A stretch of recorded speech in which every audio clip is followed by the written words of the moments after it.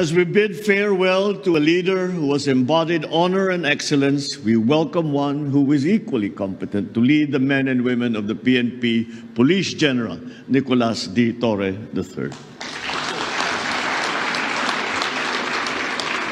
Your leadership will help define what kind of police force we continue to build. One that acts with precision, responds with compassion, and stands as a pillar of accountability. Hamon ko sa iyo, panatilihin mong malinis at marangal ang hanay ng ating mga kapulisan. Bilisan ang investigasyon sa mga kaso laban sa mga pulis na lumabag sa batas upang maibigay natin ng hustisya sa lalong madaling panahon.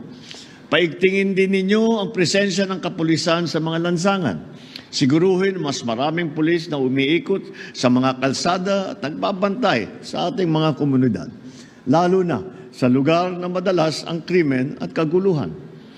Kapag kailangan ng taong bayan, dapat may pulis na agad nagre-responding. Let your badge be your daily pledge, not to command, but to serve with integrity.